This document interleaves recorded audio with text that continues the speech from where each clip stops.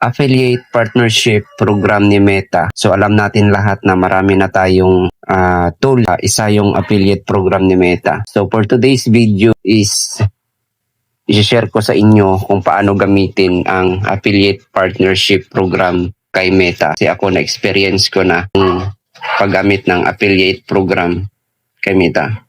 So first step natin, punta tayo sa ating Facebook. So punta tayo sa Upload Reels. So dito, ma-upload tayo ng video. So hanap tayo ng video sa gallery natin. So ito, example natin. O ayan, yan. Mute natin kasi baka makapiright tayo. And then, next natin. Kung ano yung ginagamit natin na exercise, yun ang ilagay natin na caption. Resistance band. So maglagay tayo ng hashtag. Huwag kalimutan kasi importante yung hashtag sa ating caption. Resistance band, 3 or 2, exercise, fitness na lang, at saka huwag kalimutan maglagay ng icon. Kahit isang icon lang.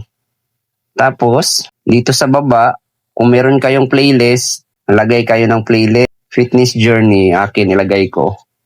So pagkatapos, dito na tayo sa see more settings. Pindutin natin. And then, dito sa earn money, click natin. So dito na lalabas ang add product link. So dito na tayo mag-add. Click natin. So sa mga nakikita nyo yung product, ito yung in-add ko para every time na maggagawa ako ng video, i-add ko na lang siya. So doon sa meron na tayong resistant band dito. So ipapakita ko sa inyo kung paano tayo mag-search. See all product. So see all product. So bago kayo mag-search,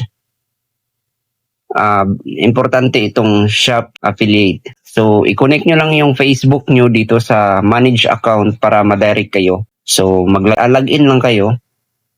And then mag-search tayo dito. So dito sa search bar, search natin ang resistant band. Kasi yun yung ginamit natin pang exercise. Resistance band. So maraming nakalagay dito na resistant bands pang babae, pang lalaki, complete. So hanapin natin yung resistant band yung ginagamit ko. So ito. So kung gusto nyong i-add sa favorites, dito, i-click nyo yung heart icon. Yan. Click nyo yan, heart icon. Tapos i-click nyo yung mismong picture para ma-add. So, ito na. Add to latest draft. So, paano natin siya i-add sa ating video? I-click natin yan. Add to latest draft. So, basahin nyo muna yung description. Yan. Kayo na bahala. Basahin nyo. I-click natin ang add to latest draft. And then, may nakalagay dyan, edit. So, depende sa inyo kung i-edit nyo yung item, i-edit nyo yung description ng item. So, kung okay na, i-save. So, dito sa taas, dito natin siya makikita kung na-add link na natin siya.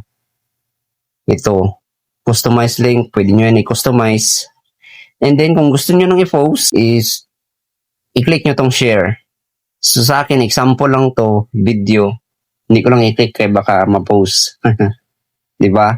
So, pag na-post nyo na yung video, makikita nyo yung product link sa baba ng inyong video or sa comment section ng inyong video. So, yun lang guys. Kung meron kayong natutunan sa video na to guys, so paki-comment naman kung taga saan kayo para alam natin kung saan nakaabot ang ating video. So, maraming salamat sa inyo. Sana nakuha ninyo yung explanation ko dito sa product affiliate program ni Meta. So, yun lang guys. Maraming salamat. Thank you.